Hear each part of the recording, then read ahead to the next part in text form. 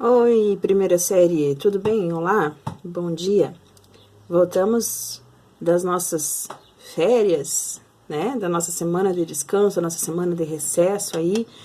E com todo o gás agora para começar o quarto bimestre, né?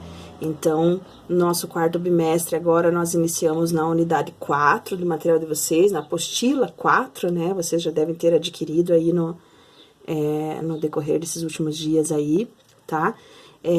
E nós começamos a estudar agora, nesta primeira unidade, tá? Vocês vão ver que neste material nós vamos estudar as leis das reações químicas e cálculo estequiométrico, tá?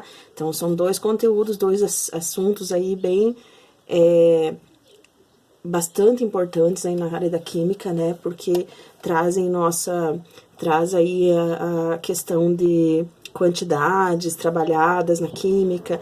Então, é essencial, por exemplo, para um laboratório, para uma indústria, né? Tanto alimentícia quanto farmacêutica, as quantidades exatamente corretas, as proporções exatamente corretas, né? Então, é este contexto que traz aqui para nós na unidade 7, então, aí da apostila 4 de vocês, tá? Primeiro, nós vamos dar uma olhada nas leis das reações químicas. Antes de entender as leis, nós vamos entender de onde veio tudo isso, por que começou tudo isso, né? A partir do compreendimento aí, da compreensão sobre a unidade de massa atômica, né? Sobre as quantidades em gramas, as quantidades que podem ser associadas aí na massa das substâncias químicas que são tão pequenas, né? Em questão, digamos assim, falando-se de moléculas, de átomos, né? Uma massa tão pequena, aí nós temos que poder associar aí essa massa, essa quantidade a uma quantidade em gramas, a uma unidade um pouco maior, mais fácil de ser calculada, tá? Então, no ponto de partida, ele traz aqui para vocês, na página 4, sobre a nanotecnologia, né? Então, em algum momento aí, vocês já devem ter ouvido esse termo, né? Sobre a nanotecnologia. Então, nanotecnologia são aí, são a nanociência, né? Enfim, e a nanotecnologia são as maiores evoluções da nossa atualidade, tá? Então, isso está mostrando aí para vocês aí na página 4, né? Inclusive, traz aí uma breve descrição, né? E traz ali duas questõezinhas para vocês responderem, né? Se você já percebeu a utilização da nanociência ou nanotecnologia em seu dia a dia e onde você tenha percebido isso. Vou aproximar aqui. E a questão número 2, que a nanotecnologia, então, trabalha com objetos formados por um conjunto de átomos ou moléculas em uma escala nanométrica, ou que seja, o que corresponde à bilionésima parte do metro, 10 na menos 9 metros, né? Nesse contexto, como você imagina a dimensão de um átomo e de uma molécula? Tá? Então, essas duas questõezinhas aqui, vou deixar para vocês responderem aí no ponto de partida, tá? Vou deixar já como uma primeira tarefinha da semana aí, iniciando esse quarto bimestre, né? Vou deixar essas questõezinhas para vocês responderem e me enviarem aí pelo positivo on até a quarta-feira, tá? Aí, na página 5, né? A prof não tá gravando tela hoje, que a professora tá com problema de microfone aí para gravar a tela, que tá fazendo com que fique travando bastante os áudios, o áudio da gravação de tela, tá? Então, tô mostrando aqui na apostila para vocês, através da gravação no celular, que eu sei que a qualidade vai sair um pouquinho melhor. Então, no material de vocês aí tá na página 5, né? Os objetivos da unidade, tá? Onde traz ali para nós, né, que os objetivos são entender que a medida de qualquer grandeza física é feita por comparação a um padrão. Então, assim como vocês já aprenderam lá na física, né? Por exemplo, como foi determinado quanto é 1 quilo? Através de um padrão, de um objeto que foi estipulado que a sua massa era de 1 quilo, né? Então, assim, também funciona na química, tá? Para qualquer grandeza física, a gente faz uma comparação com um padrão. E, segundo objetivo ali, compreender as leis das reações químicas e estabelecer relações quantitativas entre as grandezas: massa atômica, quantidade de átomos, massa molecular, quantidade de moléculas, tá? Constante de Avogadro, mol, massa molar e volume molar, tá? Então, eu sei que a maioria dessas coisinhas aqui para vocês ainda parece grego, né? Não tem problema, porque nós vamos estudar e compreender cada um desses itens aqui. Os que vocês já conhecem, por exemplo, massa atômica, vocês já têm uma noção, né? Quantidade de átomos, quantidade de moléculas, tá? Massa molecular, tudo isso a gente vai rever, né? A partir da constante de Avogadro, nós temos algumas determinações aí e vamos aprender no decorrer dessa unidade, beleza?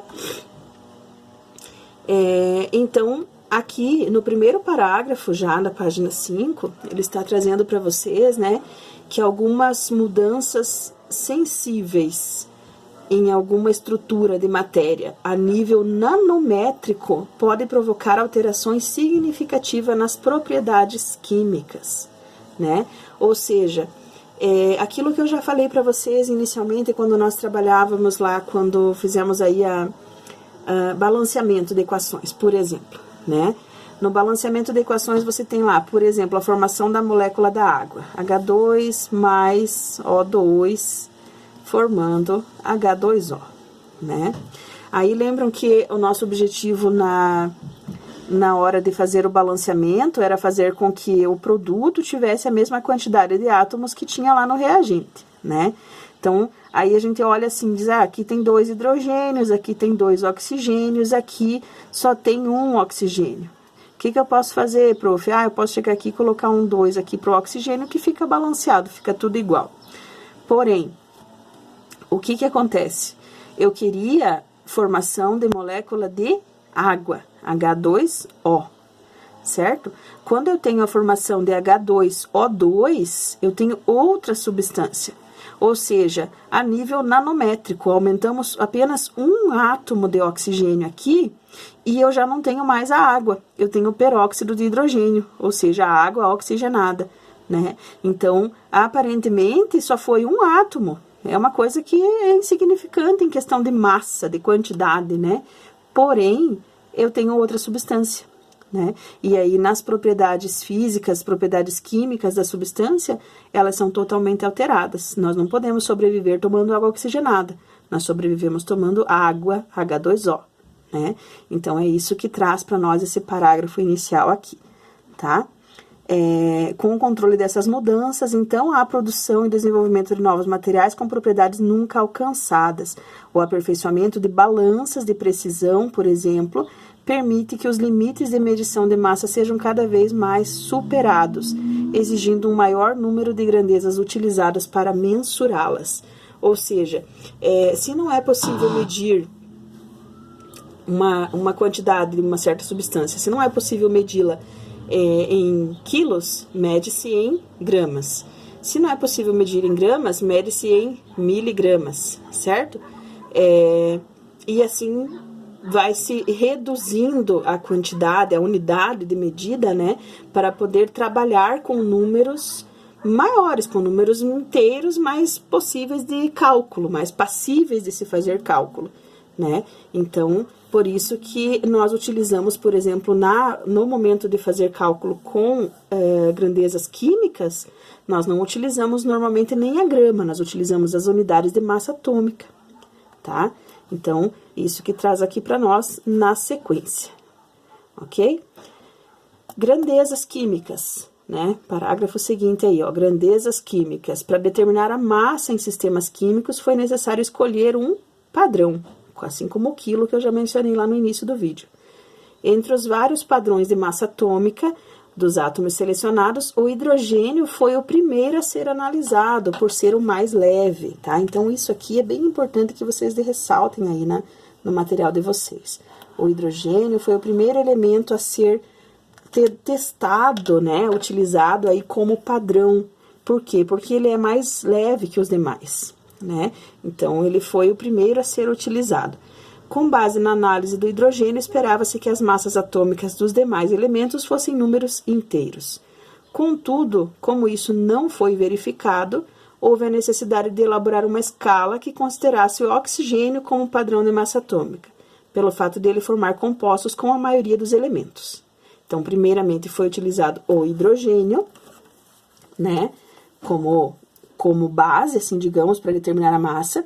Depois foi utilizado o oxigênio como padrão, né, e desse momento ainda não deu certo. Por quê? Porque a existência de várias escalas de massa atômica fez com que o início da década de 60 a comunidade estabelecesse um único padrão, que foi o padrão do isótopo de carbono 12, tá? Por que carbono 12? Porque nós sabemos que existem mais isótopos, vocês lembram o que é isótopo?